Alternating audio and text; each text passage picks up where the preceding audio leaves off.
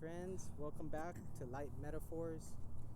I was here spending some more time up in northern Arizona, particularly Sedona, Arizona, with my friend Doug Alexander. We're once again connecting, doing a little bit of filming up here, and like I did last time, I was sharing on some topic, and we kind of revelated together on that, and it's been a blessing just being here. I used to film for a church out here in Sedona. It's called Solid Rock Church. I did it for like probably 7-8 months, and then the Lord moved me back to California. But I love coming back to here, and one of the things I love about this area is I'm always drawn to connect with God in a deeper way, because I'm in creation and surrounded by creation, and creation is just speaking about how magnificent God is, and so I wanted to share a little bit about that topic, but primarily just ask Doug some questions about some of the things that the mystical realm and that he's experienced in nature, and how what is it like that God has shown you about nature, that and what He puts into nature. I just wanted to ask you about that, to see this for people, to help people to understand that God created creation for many purposes. Yeah, 3 words. Nature, well, 4 words. Nature preaches the gospel. I like that. It really does. That's incredible. The Bible says the attributes of God are revealed through His creation, and that it's hidden in the heart of man to know that. So it really takes an effort to be a non-believer, to be an atheist, because this could not be randomly released. This had to be designed. There's a designer behind all this beauty, and the beauty of holiness is even greater. We have this in our spirits. This is just a reflection of who we are in Christ, who is the rock, these red rocks that we're in. I'm wearing Thomas's shirt that he gave me, so nice of him. That's about the tripartite, triune man, your spirit, soul, and body. And when we were coming up this way, he mentioned the mystical and how I got tapped into that. We were listening to some real good teaching about that dimension of the spirit that is heaven. Heaven is omnipresent. God is an omnipresent, omnipotent, omniscient creator. He's everywhere. It's not just some geographical place that we go, but He's put Himself into all these geographical locations. And when I was growing up, I used to take these little hikes up into the similar rocks to this, not as big and magnificent, but actually beautiful rocks in northern Arizona, where I grew up in, the Navajo County seat, where there's a lot of vortexes there, a lot of spiritual warfare that might be going on, but there's ancient gates. The Bible even gets into great detail, if you really study the Hebrew and the Greek on it, about those gates, those portals, and we were created to be porters of our spirit. The spirit man is the porter, like the door opener, the doorkeeper. Of course, Jesus is the original door, and He's also the porter. He's everything. Jesus is everything. But we're coming into being as He is, so are we, right? That's what it says in 1 John. So when I used to take those walks up in the rocks, we used to call them, beautiful. I got so much out of God even before I became a believer, just taking those hikes.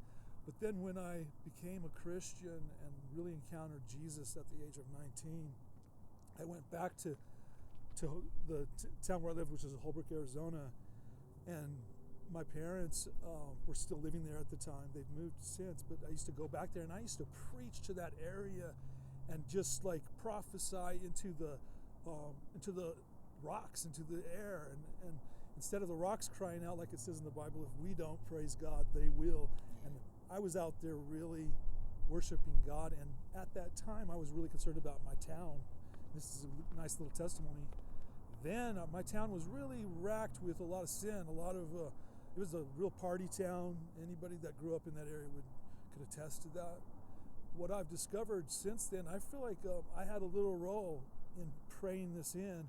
I've noticed that everybody in social media that's from my hometown has a relationship with God. They're more bold about their love for Jesus than almost any of my other friends, including people I've known from the church world.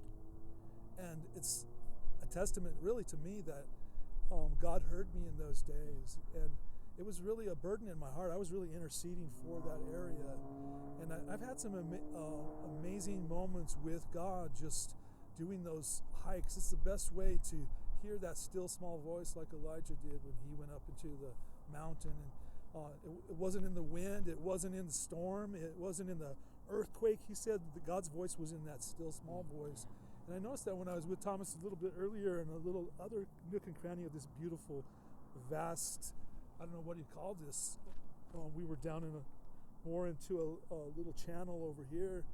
And in that channel, I said, hey, Thomas, I think I just hit the sunken place. And the enemies tried to steal that term, the sunken place. But Thomas hipped me up to the Hebrew, was it? Was for waiting, maybe? Yeah, it's, be still and know that I'm God. Be still, yes. The word still. Yes. I don't remember the Hebrew word, but one of the definitions. I think it's rafash, maybe, because I remember studying that too. Yeah, so We're that was the word wavelength. about, that's the word, one of the definitions, it means to sink into or to sink down. Yes. I felt that because we were trying to get a right place and get in the right little comfortable zone. And he was just kind of just scanning the area and really taking it all in his camera. And while he was doing that, I'm like, I started feeling really still and feeling really relaxed. And that's when the real fireworks happens. That's when God starts to clarify what he's saying to you. He can speak to you anywhere, of course. But this is, like we were saying in an early video, a thin place where the veil is being a lot more removed in the eyes and the ears of the spirit world. And we should be praying for that for the whole planet. But these high places, like you were mentioning earlier, that the enemy has tried to take through, putting up idols like Baal or Asherah and the different idols that people would put in the mountain tops like this, were really the enemy's effort to try to keep the people of God from taking the mountains, because mountains represent the kingdom of God. They represent kingdoms. But thank you, Jesus, that Revelation 11 says that the kingdoms of this world have become the kingdom of our God and his Christ. And we are his Christ. We are to take those mountains. Mm-hmm. So people commune with nature. It's beautiful. Yeah, it's reminding me right now of how Jesus often taught in parables.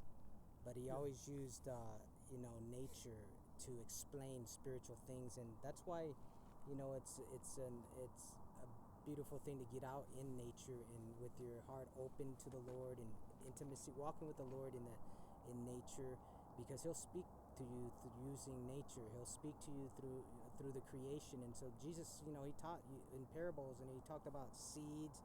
He talked about farmers. He talked about how the faith as a mustard seed, and how it's the smallest seed, but when it grows, it becomes the largest tree with branches that stretch out, that birds can come and nest in it.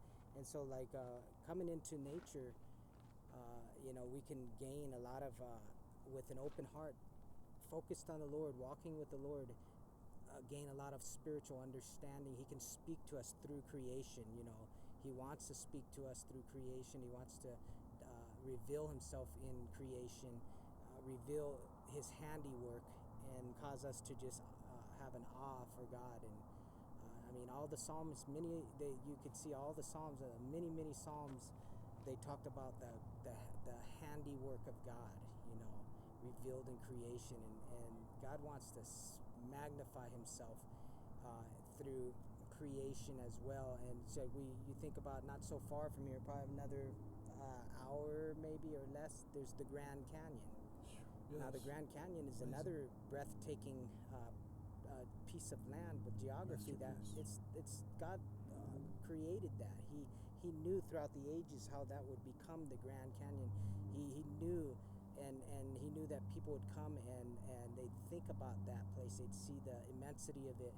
But it's just a tiny thing, but it's a big it's big to us, but to the Lord it's tiny. But Yeah. God uses it to speak to mankind and say, there's a God, a creator. Yes. If their ears are open and to hear, and they they're sensitive to that, it draws them back to their creator, which God wants to do. And he wants us to, you go into a big packed city like LA or New York, and you see the handiwork of man most, and it's a lot of things, and it's distracting. You feel that energy. Yeah, but yet still, even though it's crowded and it's you see the incredible, you see man's creative ability to create skyscrapers and this and that, but it's still all the work of man's hand. But the reality is, that man or those men and women behind the blueprints of creating those skyscrapers and stuff, they were given that creative ability by the creator. They mirror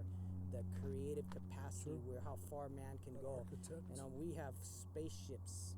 We have like technology is so vast. It's amazing what's coming out of man. Yeah, and it's like, and this is just a piece of the master here, but it's his masterpiece. Yeah, this is, and like we want to take advantage of everything that mirrors and reflects God, and allow that to influence our thoughts and our mind to be set on things above. Paul said, set your mind on things above, not on earthly things.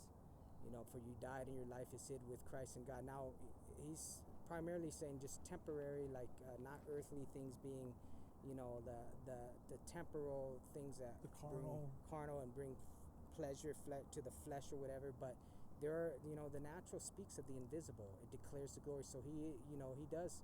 Paul's not saying don't do that. Don't set your mind on that, because that's the original intent of that is to glorify. It's like the orchestra. Yeah. God's orchestra that speaks of him and worships and declares to him. The trees in Isaiah the prophet, it says, and the trees will clap their hands. Yes, the mountains and the hills will break forth. They'll break forth. Yeah. So the creation, creation declares the glory, and somewhere in the book of Romans, Paul wrote that man, they're not going to have an excuse. That's because right. It declared, Romans it 1 spoke to them that there is a God. Look at his handiwork. You can't. So we're here enjoying that, and it's been a blessing to be here and hanging out with Doug Alexander again, and Thomas Schwabe, the great artist himself, right here. Just another reflection of the handiwork of God. We're fearfully and wonderfully created, all of us, and every good and perfect gift comes down from above, from the Father of lights, and Amen. You're sons and daughters of light. And like I always encourage people in my videos on my channel, that step into what God's deposited into. Take the risk and go for it. Just express what's experience God. Yeah, well, God's wanting, he's at work in you and me, both to will and to do according to his good pleasure. So work out with him. That is how you grow up into him in all things, is that through that type of communion. I just want to encourage everybody that we've been in a season they call the lockdown, where people are hiding in their houses and afraid of some kind of virus getting them. Take off your mask and go out and get some vitamin D and get some air. You don't have to go to a really high place with a great thin, where there's no veil almost here, in a place like this. Yeah, if you can come here, great. Wherever you can commune, go to your local park, go take a walk, get outside and just listen to the birds, I was doing walks around my neighborhood recently, and I was putting on the headphones, and I realized, God said, take those headphones off. It's cool. You're learning a lot through listening to different podcasts or whatever, music, but sometimes you just need to listen to that still small voice, and really, all of a sudden the sound of the birds just started ministering to me, and I felt such an uplift. I felt like I was soaring with them. And you can have those kind of mystical experiences on a daily basis. It doesn't have to be here, few and far between. It can be a constant pursuit of every individual's life that really wants to grow in Christ and to truly encounter our Maker. And to experience the Maker here like this, I think it encourages us to take it with us and not just say, well, that was an awesome time, and we'll have to do that again, and then we'll go back to the humdrum life. No, man, You can find God in any situation, and His beauty is everywhere. And that includes big cities. Like, there's lots of ways to connect with God and let nature preach the gospel to you. Yes. Amen. Amen. Yeah, so I just want to encourage you guys out. We want to encourage you. God bless you. Just walk with your eyes opened to see God. Yes, your senses exercised. Yeah. Let Him just open up your eyes and expand your awareness to the conscious awareness of His handiwork in all creation, working all in everything, in all things. Yes, I feel like Thomas and I have some impartation we can give you right now because we have spiritual experience. Right now, we just release to anybody that's watching that you can get spiritually sensitized too. You can have wonderful encounters. We could go into, Jesus appearing to us and all those types of things, but we want that for you. We want you to go and have your own experience with God. So we just release that to you right now. We impart whatever experience we have with God, whatever fellowship we have with the Most High, as we walk in the light, as He is in the light, we give that back to you. Let you bless them, experience that beauty. Jesus, touch them. Amen. Thanks, friends. We'll see you again. This is Thomas of Light Metaphors with my friend Doug Alexander.